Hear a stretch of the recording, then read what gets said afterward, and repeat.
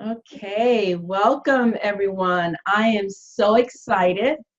So before we get started and I introduce my guest today, let us take a nice deep centering breath to bring us into this sacred space.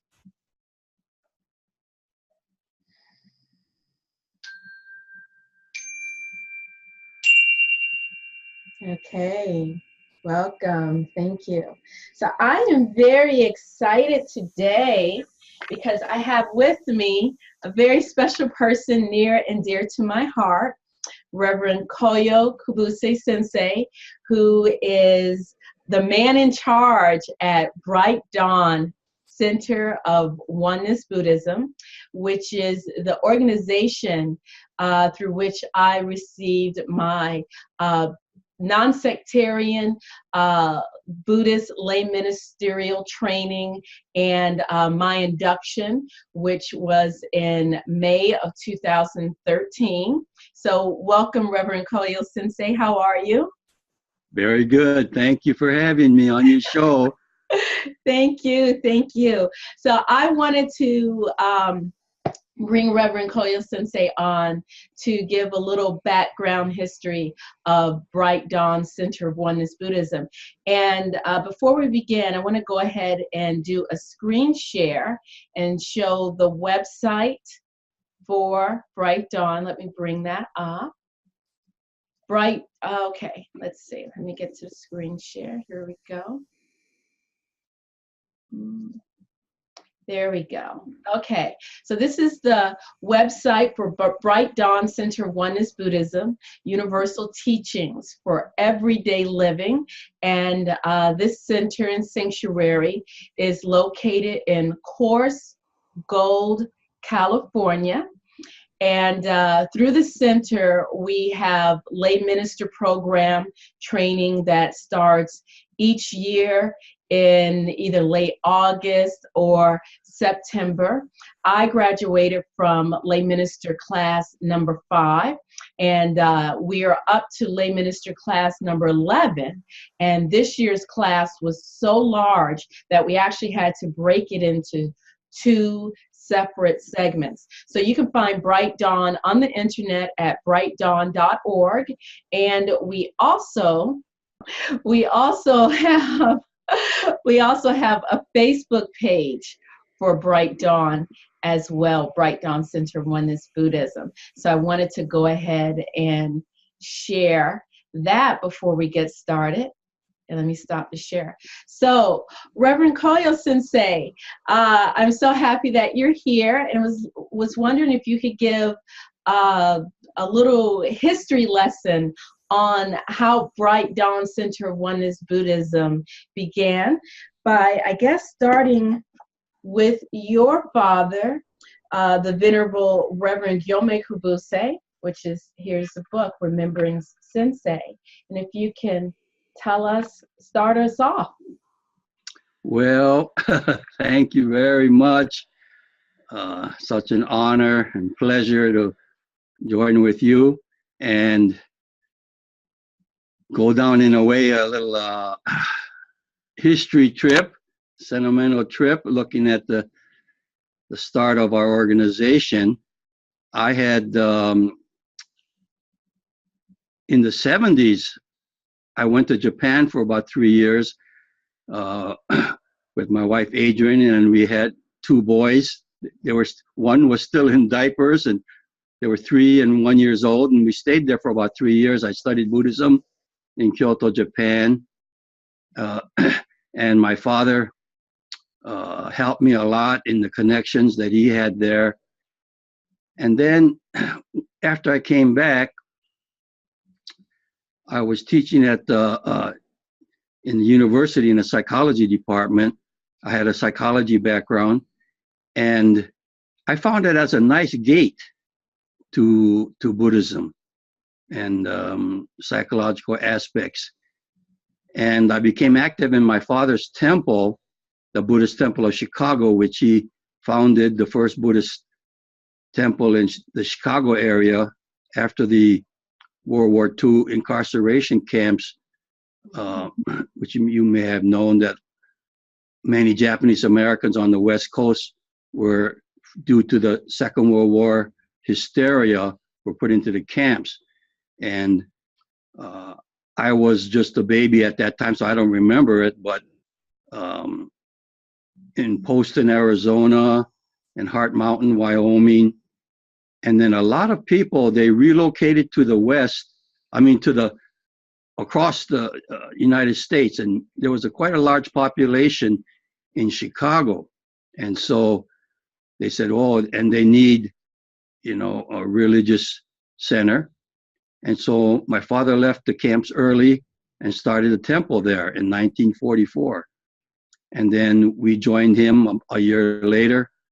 And so I grew up in Chicago. And after Japan, I joined him at the temple as a resident minister for about 12 years. Wow, okay. From 1983 to 1995. And then I retired from active residential ministry, and the family decided to start a religious educational organization to carry on his work.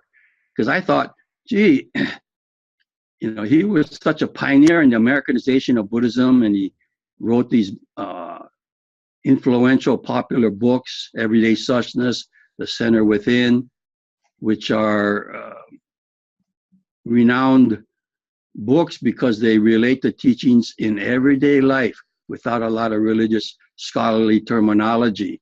Right. And I thought it would be a shame if, because my father was, well, he was born in 1905, so and then he retired when he lived to be 95, and he passed away in year 2000. And we started Bright Dawn in Illinois, Chicago, Illinois, in 1996. Okay. So he was already in his 90s. And so I was thinking, it would be a shame if he just became sort of a warm memory and kind of faded, his legacy faded away, or his books were not available, and so forth. So the family started a organization and we call it the Kubose Dharma Legacy, because we want to carry on his legacy. Right.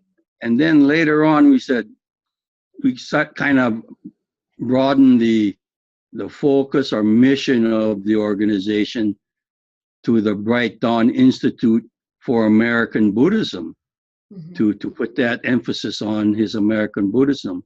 Right. And then maybe around 2010, we thought, well,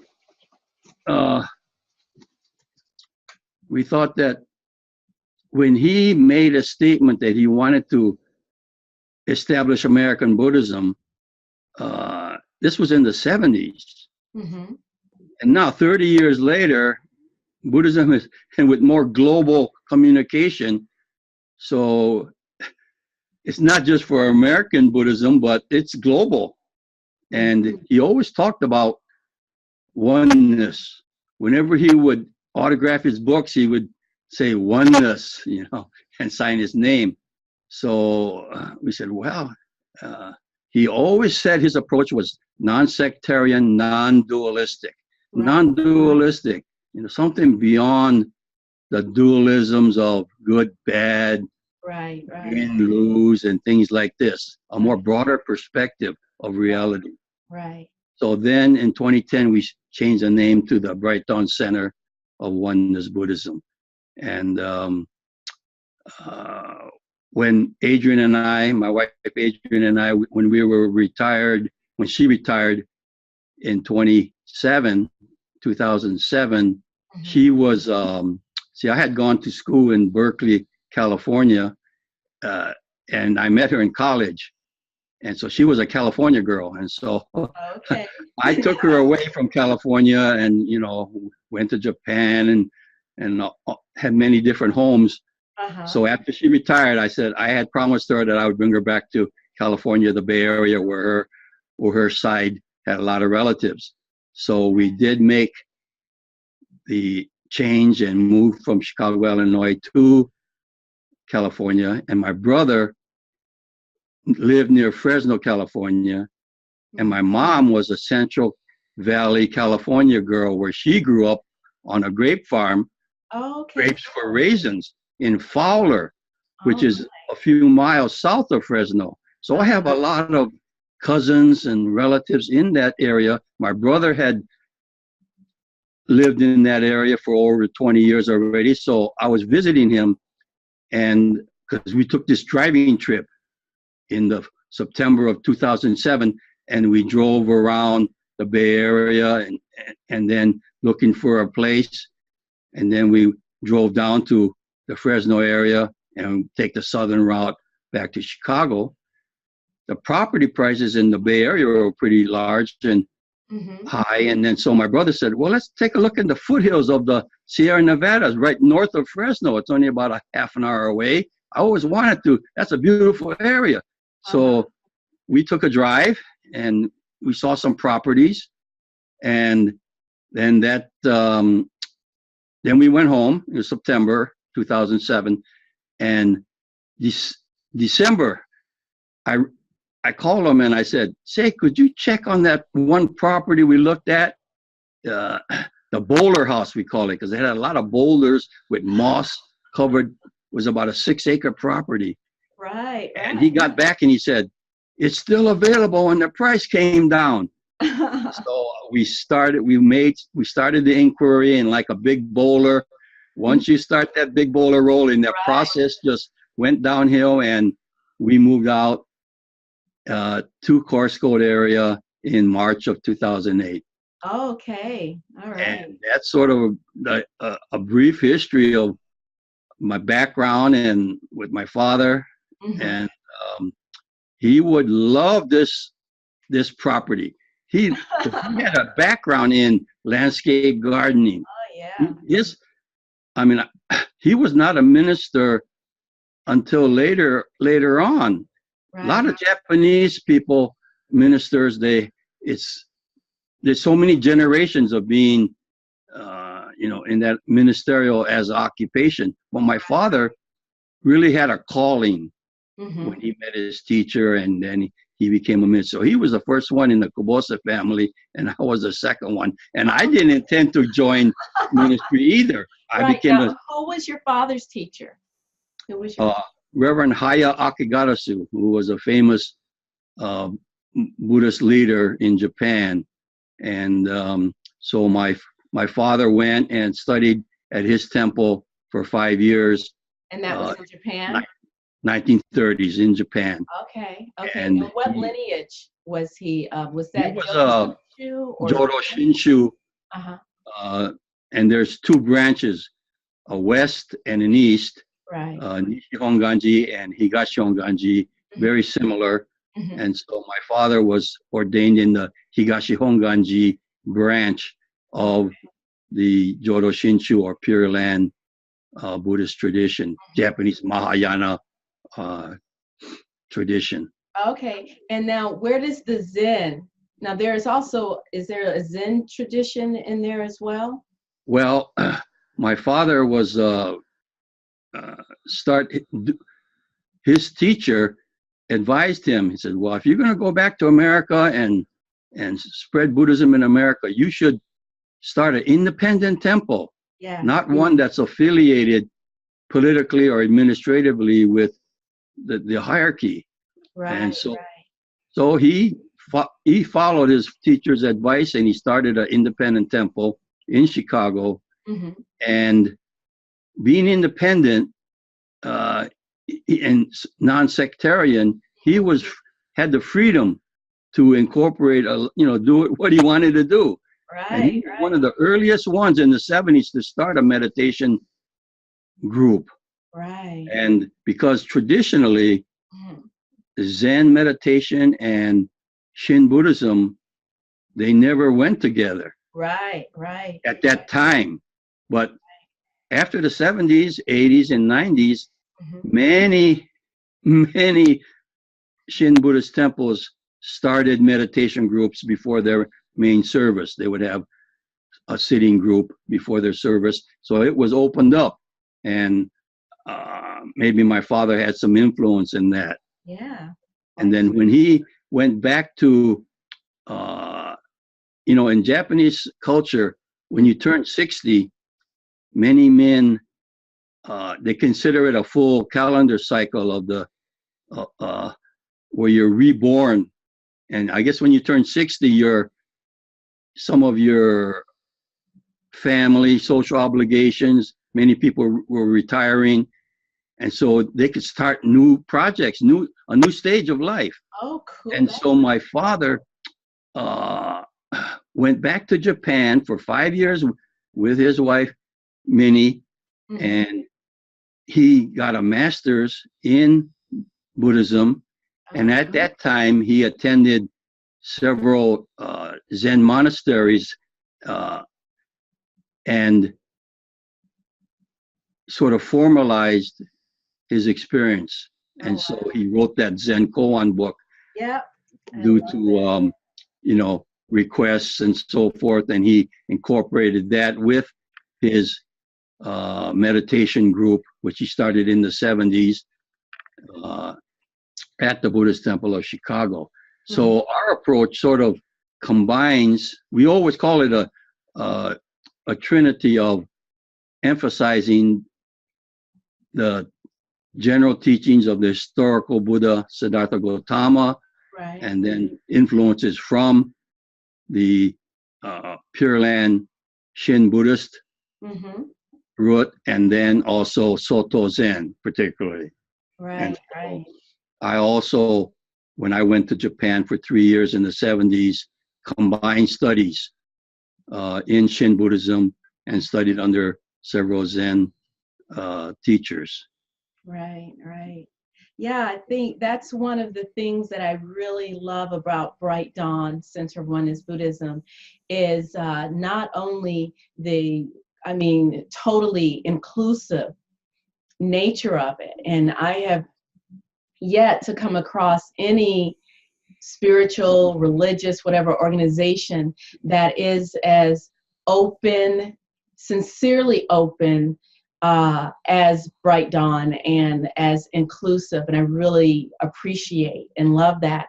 And I also like that it's non-sectarian and that, we all have the freedom to approach the Dharma in the way that we feel works best for us as, both lay ministers and lay people.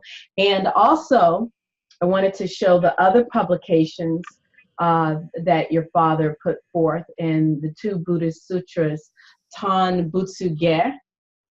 Right, that's a major sutra in Shin Buddhism. And then the other one, the Heart Sutra, is the main sutra in Zen Buddhism. So those two translations that he did really reflect those two streams of thought. And you know what I like about the translations, because not only is it a translation, when you turn to it, it's first and foremost an interlinear translation, which is really cool. It's also a transliteration. And then let me get to the page. Then there is sort of a general English translation for chanting, and the Mahaprajna Paramita Hridaya Sutra. It's a mouthful. And then there's a commentary on the verses. You have a commentary. Yeah, that commentary is really important because, the Heart Sutra deals with the concept of emptiness, absolute nothingness, and that's very easily misunderstood. Right. And so if someone studies the Heart Sutra as beginning to study Buddhism, they need an experienced person to comment on it. So that commentary really helps. Right. And let's see what else. On the other side of that commentary, maybe it's not so much this one. Oh, I will have to say for myself, the Heart Sutra is one that I turn to whenever I start to feel really down and a little bit depressed about the world and the things that are going on.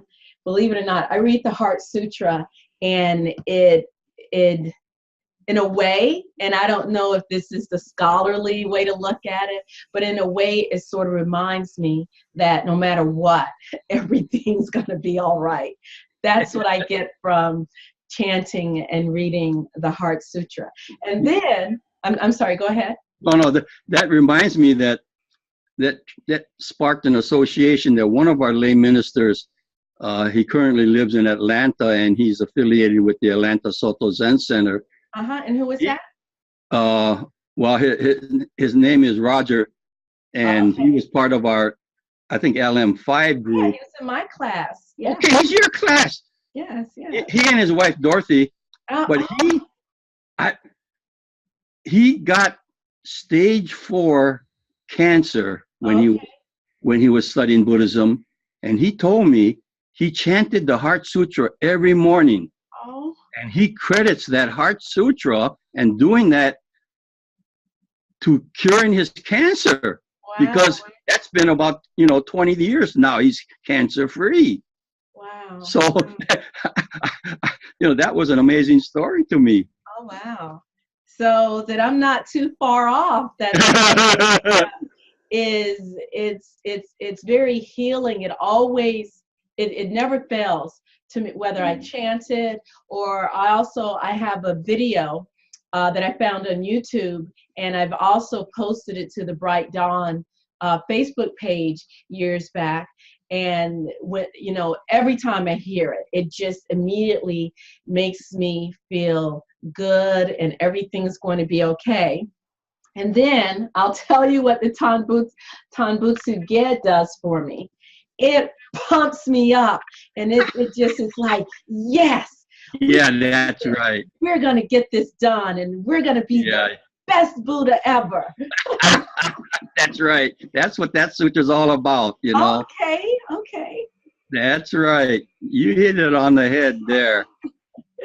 And see, that just goes to show you that you don't have to have this scholarly grasp on everything. It's really about, to me at least, it's really about approaching the Dharma just through your heart. I mean, that's just the way I try to approach everything. I mean, yes, there's times when I'm very analytical and I really try to figure things out. And then there's a lot of the times when I just I'm just going to let go, and I'm just going to allow myself to just feel whatever the emotions and the feelings. And that's what gets me through. Yeah, that's right. Chanting has been described as oral meditation. And I think that chanting, it sort of vibrates your whole body. Yeah. And I think it puts the teachings in on a subconscious level right into your bones. And it's a good complement to more intellectually understanding the teachings. Because then you could, through the chanting and just sitting down, being centered, you put it into your bones. Right. Yeah, that is so true. And you've done several YouTube videos, or at least videos in the past that you've uploaded to YouTube. Has any of those videos, have they all sort of been conglomerated into one place where people can find them? Do you know? I could probably search that. Oh, well, I think that those can be accessed. They're very short, maybe several minutes long, and on Facebook, where from our brightdawn.org website. Okay, all right, very cool. And they're kind of fun because some of them were Dharma talks for children, and of course, there's children in all of us, and that's what I loved. I love to talk to when I was at the Buddhist Temple of Chicago, talk to what we call Sunday school or Dharma school for the children. And I just love being creative in communicating with them with maybe animal hand puppets and things. And of course, all the adults loved it too. So that was fun. And so my talks on Facebook reflect that kind of humor, which I think we really need. You know, sometimes we get too serious about spirituality.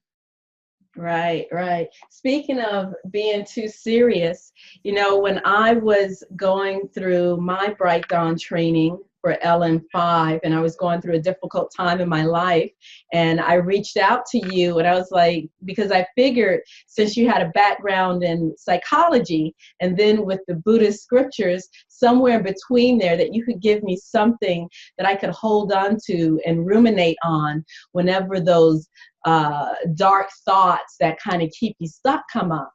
And you sent me the teaching on crisis.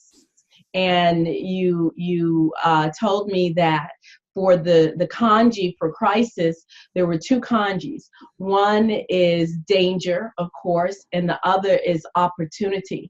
And you encouraged me to, you know, reflect on the opportunity that presented itself in that danger. And along with sending me that teaching, you sent me this little hote. Can you give me a little background story, history of exactly what the hote is? Because I think most people that are not really familiar with Buddhism think this is simply the laughing Buddha. But can you tell us what the hote represents? Yeah, that's kind of interesting because hote reflects one of the 7 sort of mythological deities in China. It's more cultural, but somehow it got identified as called the laughing Buddha, a Buddha who, and some historians say it's based upon a real person who was traveling, a monk, and he had a big sack, and he recycled things, and he always loved children, and go to village, and he'd share things that he found, and he'd give them as toys to the children and so forth, and he was so happy. So they call him a laughing Buddha. And I think to be able to smile, right, you know, to be able to smile and get a broader perspective when we're down, to balance it off. Just like you mentioned, you know, the Chinese written characters or kanji, they have some wisdom in there, folk wisdom, because language is something organic that grows over the generations. And for the word crisis, life crisis, a divorce or health problems and so forth, you know, sometimes the danger part means, of course, the negative, strong negative emotions. Right. But being able to see that part of that, the character combination for crisis includes opportunity. Yeah. I think the literal meaning means a tunnel. You see a little tunnel, you know, right? And you could sort of escape. Right. It's an escape hatch. So even though you don't ignore the danger aspect, because you got these emotions, you can see that. And that's been a very nice, you know, iconic visual graphic. And it sort of reflects the verbal sayings like when one door closes, 3 open, and so forth. So, and in fact, there's a little story, if it's okay to tell, about how I got to use these hotes, because one time I was feeling kind of down. Nothing serious, just maybe my mood for that day. But I happened to write a friend, and he was in Hawaii. He was a professor in Hawaii in psychology department. And I just happened to mention that I was feeling kind of down. And a week later, I got an envelope from him, and inside was this little wooden hote. And he said, "Oh, I hope this little fellow will, you know, cheer you up." So I put him on my bookshelf, and you know something? By golly, it had the power to cheer me up whenever I looked at it. Because of course, then it reminds me, hey, someone was thinking about me, and you know, a friend and so forth. So then I said, hey, I'm going to do that. And so whenever I would go on visitations to the hospital or something like this, I would take one, and then I tell them that story about how I received one. Then I said, and I got one for you. And I would take it out with some, you know, with a tissue paper on. I said, here's a little hote. And and then as a reminder, and I usually put a little sticker on the bottom. It says "Smile," and everybody so appreciates that, you know, and they had their whole taste. So I would, you know, I bought a bunch and I would use it that way, and so that's sort of story behind that. Well, thank you. I appreciate you sharing that. And it definitely, it made a difference. I remember opening it and I was like, what? All right. Okay. Laughing Buddha I had seen one on the front steps of a friend's house. And then I received one from you. And I was like, okay, there's a lesson in here for me. There's a Dharma lesson. There's something that I need to embrace here, and I have. And so now I do love the whole taste. So I also— One last thing on that. Yes. That reminded me, you know, whenever you see statues of many Buddhas, many Bodhisattvas, none of them are overweight. And a lot of the stereotype when many people have is that the Buddhas are fat. Right. And they think, oh, you rub the belly for good luck. You see them at restaurants, Chinese restaurants or something like that. And my father, when he talks to visiting groups, you know, college students that come to the temple, and that they have a lot of different backgrounds they bring, and they say, what about the fat Buddha that you rub the belly? And he would try to explain that that's, you know, from Chinese mythology and so forth. And she goes, no, but what about the fat Buddha? And then I remember my father said, hey, there's no fat Buddhas. So that's all sort of a side story when I think about that. Thank you. Okay, thank you. So I also wanted to point out that you have your book, which is Bright Dawn, and it's Discovering Your Everyday Spirituality, Discovering Your Yes. So if you could give me a little background. Okay. Yeah, that's a picture of me on the back there, and that's a picture of me on the front facing Lake Michigan. And the same person who sent me that hote, as I said, he was a professor in the psychology department at University of Hawaii. He was a good friend, and I had sent him a copy of that book in draft form to get some feedback. And when the book was published and I sent him a copy, he wrote back and he said, oh, you're very clever. You know, you put your face on the back and your ass on the cover. I thought that was so clever. I never thought about that. And so I thought I kind of give you that little raunchy, you know, but that's me there. But Bright Dawn,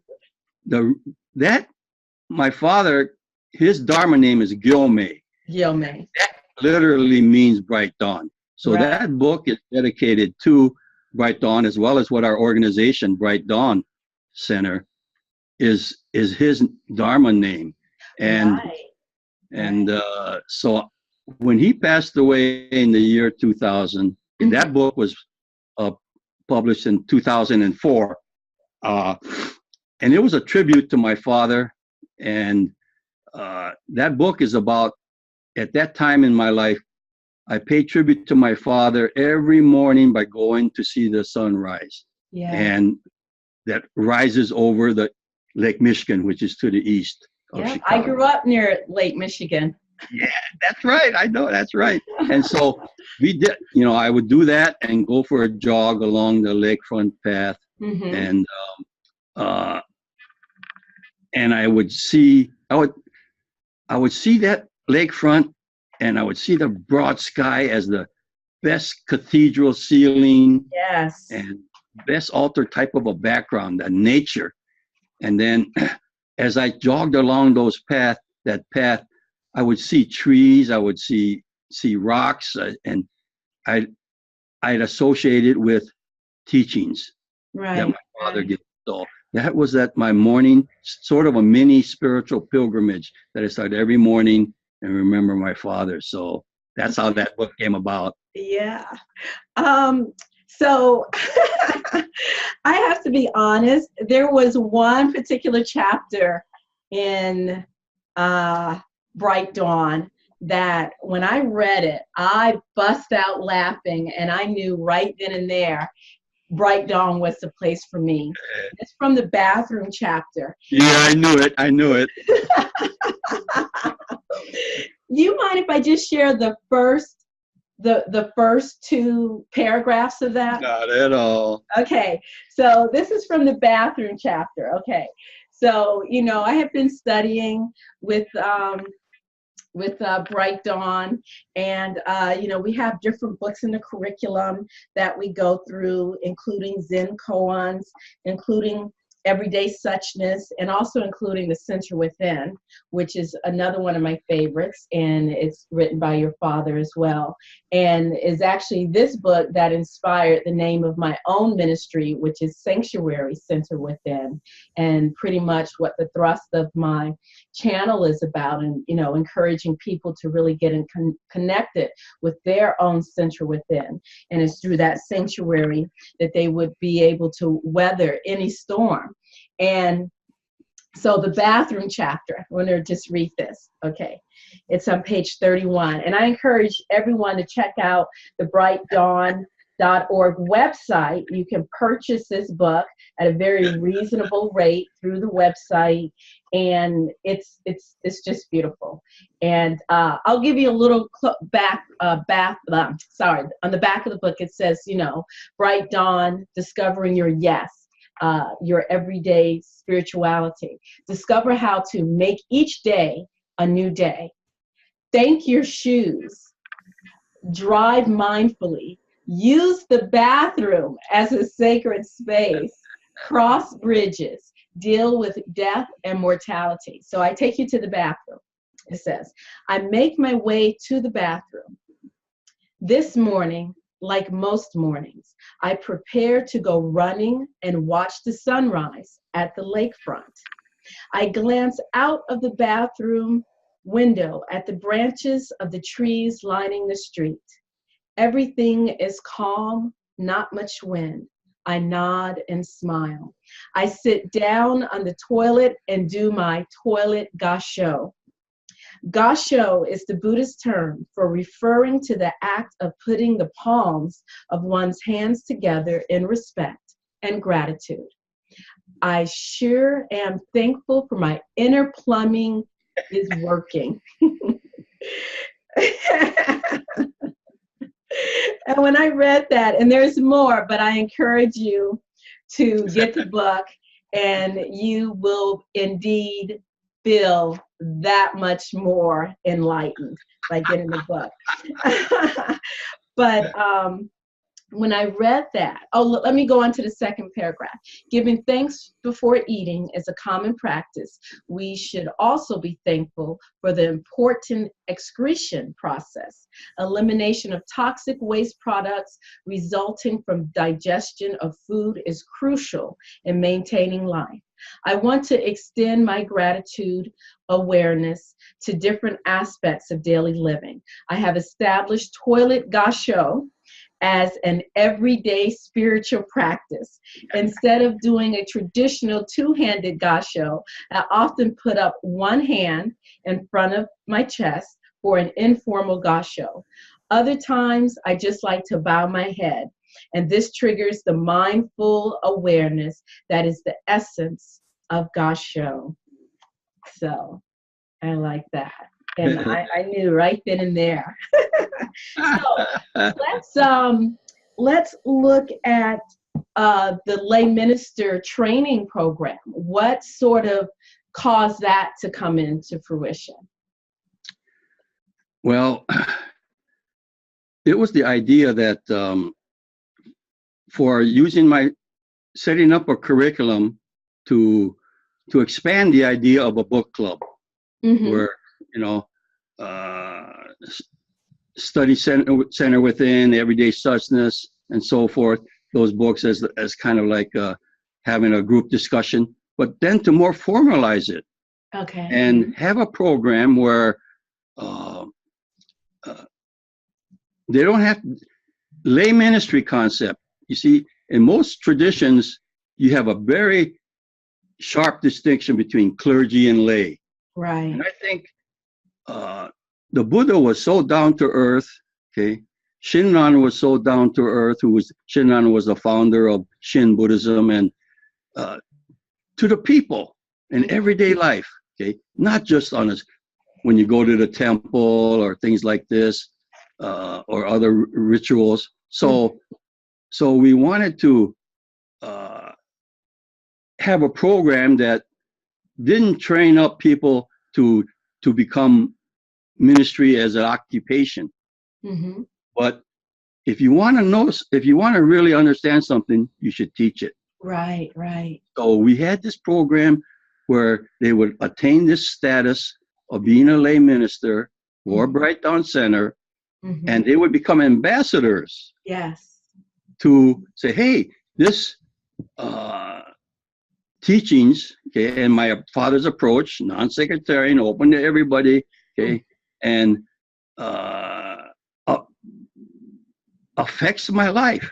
Yeah. And this way, his legacy is living, okay, through these ambassadors. So we started that program, and it's been really great. Right, right. And through the program, like I mentioned before, I mean, all of these books right here are all part of the curriculum, and there's even more books. I think it's like 2 years training, 2.5, somewhere between there, 2 years of training. And what are some of the requirements? Like, how could someone apply to the program? Right, and Dharma is for everyone. So we didn't want to have it, we'd have no tuition, and it's a weekly thing where you do readings and write a little report on a weekly assigned reading, and then every Sunday you get together with your group, maybe 6 to 8 people that did the same reading, and you read each other's reports. And the bond that's formed, the interactions where you see how other people incorporated and personalized that same reading in all kinds of ways. That's a crucial thing of the inclusivity, the diversity that's involved. Hey, the teachings are everywhere, when you're cooking and when you're in the bathroom, when you're vacuuming, anything, when you're driving, and you see how creative the personalization of the teachings are. That's really something that gets emphasized, and that's what people say. The main thing I got out of the program was seeing that the Dharma is everywhere, every day. Yes. So that was true. really, yeah. That is definitely what I got out of the program, as well as my training through Bright Dawn helped me to better embrace life. Whereas before, I hate to admit it, I was really of the mindset, I just want to learn everything I can learn, get off this planet as soon as possible, and never come back here again. And then, I started to learn of the concept of the Bodhisattva and really get engaged with life on a deeper level and really give back. And so that is what came to me through the program. And, like I mentioned, the program is about 2.5 years, somewhere in there. And as Reverend Koyo Sensei mentioned, that there is no tuition. And I'll say there's no fee except for your commitment to self, to the study, to your own personal growth. These books are available through the Bright Dawn website. Some of them can also be found on Amazon. And there's also other books that you use in the program that were not published by Bright Dawn as well, that can be purchased also on the website. And then you have an induction in May. Every May, there's an induction of the class that has just finished the entire curriculum. And in the induction, the lay ministers also receive an okesa, which represents bright dawn. Do you have a story behind? That's nice. That's nice. You know, It's so beautiful. yeah, you know, we see it's a non-residential internet-based program. So they've been with their group for almost 2 years, every week getting together, and then the induction. Mm-hmm. We use the word induction because instead of ordination, because we want to emphasize, hey, you know, this is a more lay oriented, even though you're qualified in all kind of ways. And we have a training workshop on that induction weekend and so forth. But you get this okesa or neck stole, and you wear it when you engaged in religious activities and so forth. Mm-hmm. But I noticed even a lot of lay people, sometimes they would have a general, you know how in synagogues, in the Jewish tradition, whenever you're a guest there, they give you a yarmulke and you put it, you know, right, because you're entering a sacred space. So many lay people could wear a lay person's okesa when they go to temple, when they listen to a Dharma talk. Because when you put that on, that's a tangible, concrete thing. Hey, you know, I want to receive the Dharma, okay? Or I want to share the Dharma. Mm-hmm. And of course, Mahayana Buddhism has that bodhisattva aspect. And I might mention that Tamu Sensei specializes in teaching that Mahayana unit in our curriculum. So as lay ministers, you know, they had no requirements upon graduating, but strictly voluntary, but they could be involved in the curriculum and share their experiences and so forth, and continue to give Dharma glimpses, which are teachings from their everyday life experiences on our live Dharma Sunday weekly show and things like this. So there's a lot of nice activities that have turned out. Right, yes, and the live Dharma Sundays are on Blog Talk Radio on Sunday morning, which I believe is 11 a.m. Eastern Standard Time. And you can find all of that information right through the website. And this is an okesa that you designed specifically for the Bright Dawn lay minister. Right. And so these are made in Japan, and you order them for that particular class induction, and they're sent out. And many people come out to Course Gold for the inductions, and then sometimes for whatever reason people are unable to make it out there. And like I wasn't able to make it out, and just one other person in my class, everyone else did. And so we were part of the ceremony and everything via Skype or via whatever video, audio. Yeah, we had live streaming, yeah. Right, live streaming. So thankful for modern technology. So not only did we get to hear everyone, we also could see everyone, you know, and I'd raise my hand if I had. And before we come to an end, just a couple of things I want to ask. You mentioned that your father's name meant bright dawn, means bright dawn, Gyome. And so the yo in there, I believe that's the bright part. Oh, well, you know, my father's teacher, Reverend Haya Akegarasu, he started a tradition of having to do with sunrise, you know, and bright dawn, and so my father started using the yo, which refers to the sun, S-U-N, you know, and so he, like, for example, being a minister's son, when I was born, instead of getting a secular middle name, okay, I have an English name, but Koyo is my Dharma name, Koyo. So it means face the sun, Okay. Mm. So it sort of means, to me, it means I may never completely be able to realize the teachings, but at least I could face in that direction. You know, Yeah. when the when sunrise comes up, you automatically look at it. Yes. The warmth and the light, meaning wisdom, the teachings, you know, Mhm. hey, face in that direction. Okay. That's the direction of your life. So then he named, I have two boys.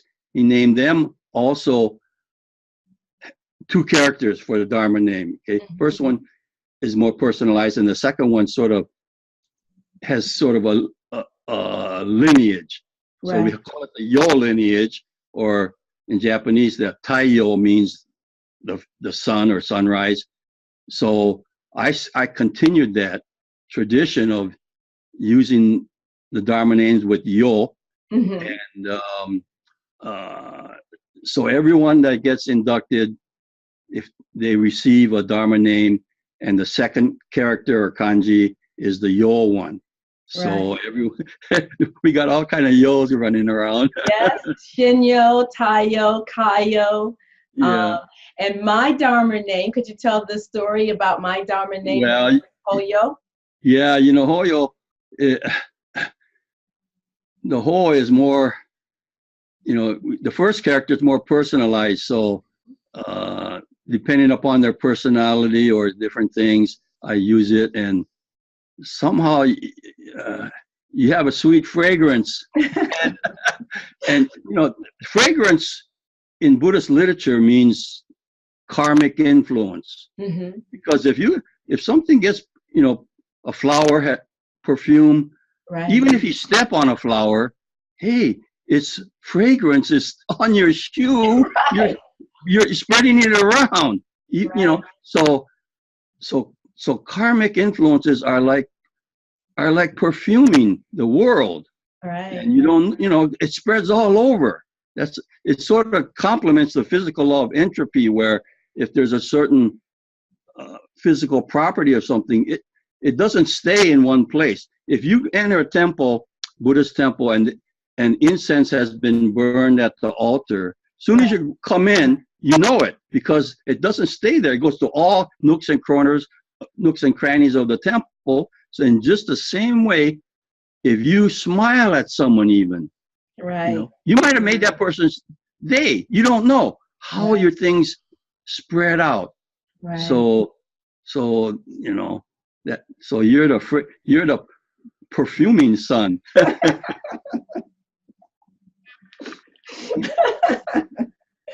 I thought that was really cool because my first name, Tamu, actually means sweet in Swahili.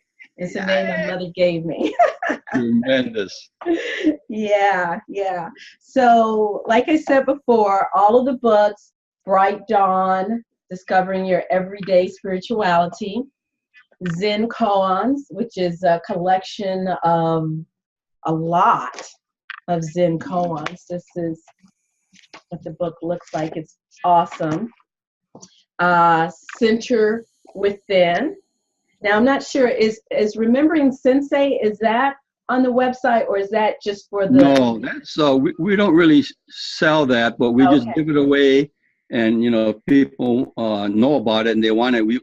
We're, because that was a tribute as part of what the family did after my father passed away, Yeah. remembering Sensei, and Hmm. it's sort of a biography of his life and everything. And so we use that as the last item Right. in our curriculum. But Oh yeah, yeah, and it was so beautiful. It was like receiving a very a special gift, sort of like a legacy, because you know we have our ancestors, we have our physical flesh and blood ancestors, and we also have our spiritual ancestors. And I definitely consider Reverend Gyomay Kabuse as one of my spiritual ancestors. And so all of these can be purchased through the website, and also, last but not least, there is a newsletter that goes out every season. Actually, two things. There's a newsletter that goes out every solstice, quarterly.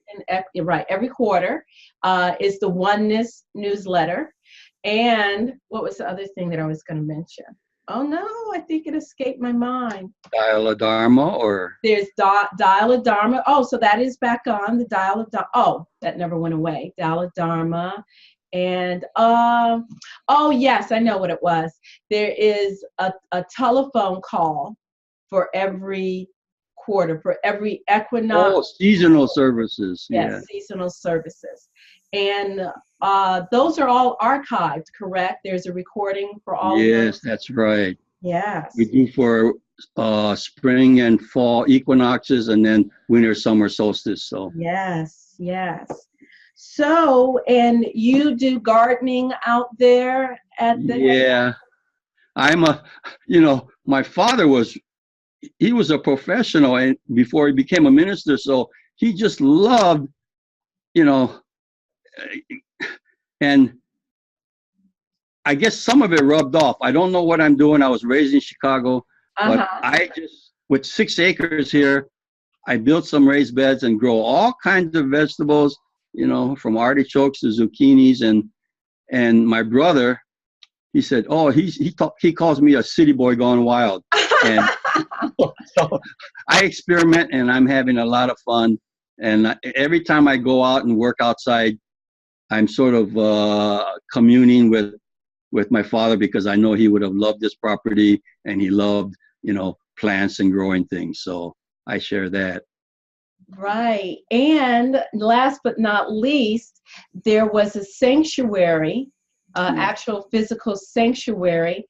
I'm just trying to see if there's an album, but I don't see the album here anymore. But I wanted to show a picture from the sanctuary. Let's see. I'm just trying to see if I think can. we completed it in 2015, so it's relatively new. And we hold the induction ceremony in that sanctuary. It's a small sanctuary, only about 1,500 square feet, but it's just perfect for us.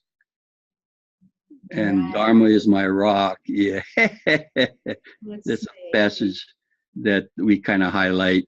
Mm-hmm. And that's a bronze that we have outside on one of the big boulders mounted in. We also have it in the sanctuary itself. Right. I'll go ahead and read it. And this is something that you wrote. Is that correct? Yeah. Koyo Sensei? It says, the Dharma is my rock. Many things are happening in my life right now. Underlying it all, the Dharma is my rock. Beyond sorrow and joy, the Dharma is whispering, everything is okay. Even when things are not going okay.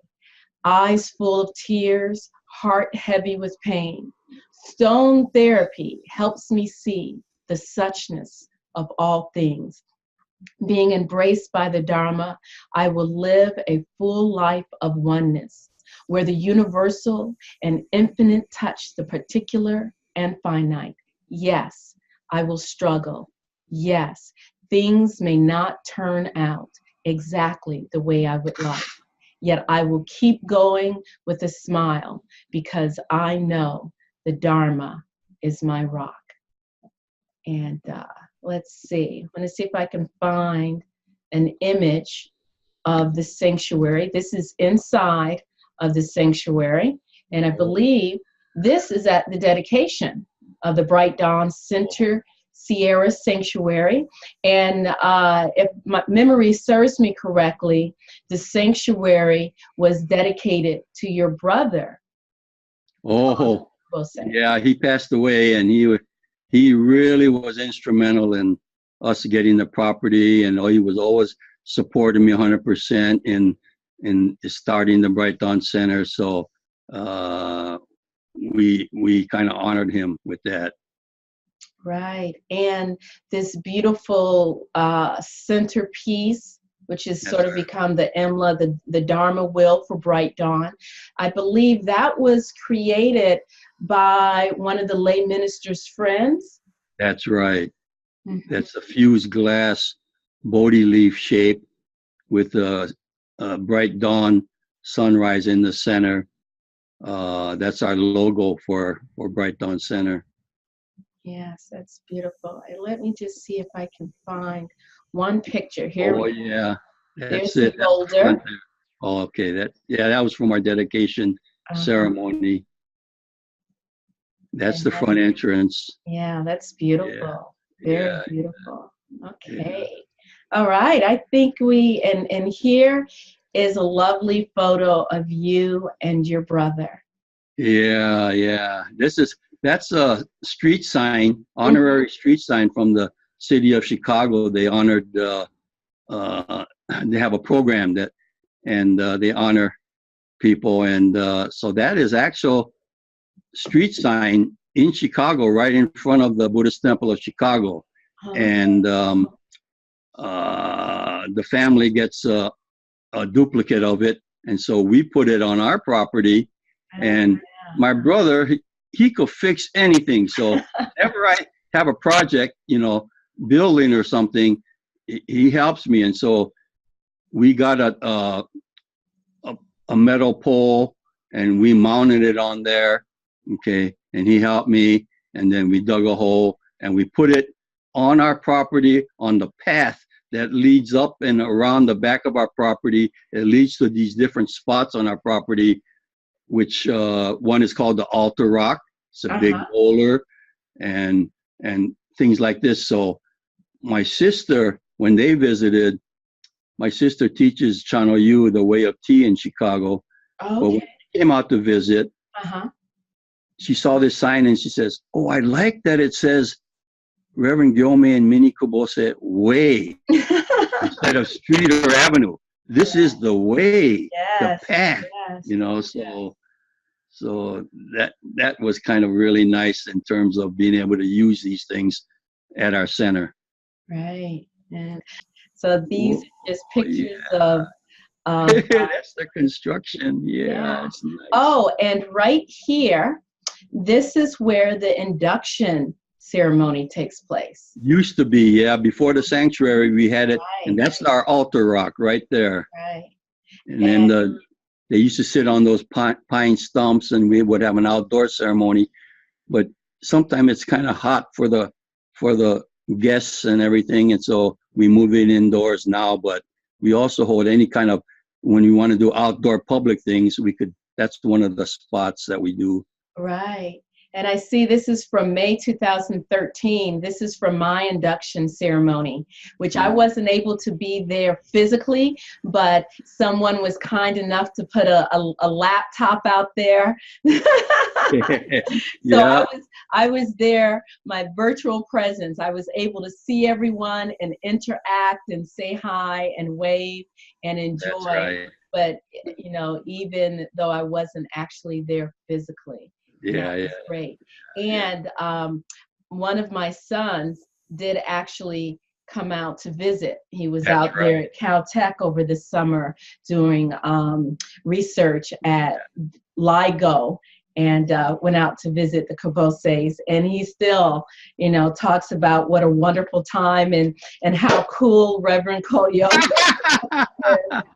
and how he had so much fun. Yeah, yeah, it was nice. Yeah, I told him, I said, "You're my ambassador, so go out there." And I remember when I told Adrian, I said, "When you look at my son's face, you see my nose." He is the one son that has my little pudgy nose. So there. So Reverend Koyo Sensei, this has been such an honor, such a pleasure, such a big beam for my heart. I do hope to be able to get out there to Chorus Gold, but I just feel at the very least that I do feel that I have a connection with you. I have my beautiful Dharma rock that you sent. I still remember, I was thinking, Reverend Collier, can you send me a little rock, so whenever I think of it, I can feel close out there to the sanctuary. Yeah, that's the one I sent. I love it. So anyway, before we come to a close here, do you have any final words that you'd like to share with? No, I think the work you're doing, everybody, lay ministers in their local places they're doing, you know, all kinds of things, and we support that diversity and everything. And so I think you're doing great work. And as I always say, keep going. Keep going. Thank you. Thank you. And as you also always say, until next time. Until next time. Yeah, so let me go ahead, and I always like to close out with the chimes, just as we've always done in Bright Dawn. So I like to take a nice, deep, centering breath and a gratitude gasho. And thank you so much, Reverend Koyo, for being here with me today. I just want to take a moment to remember our ancestors and all those who have passed, who have transitioned before us. I wish you peace and great bliss. Until next time.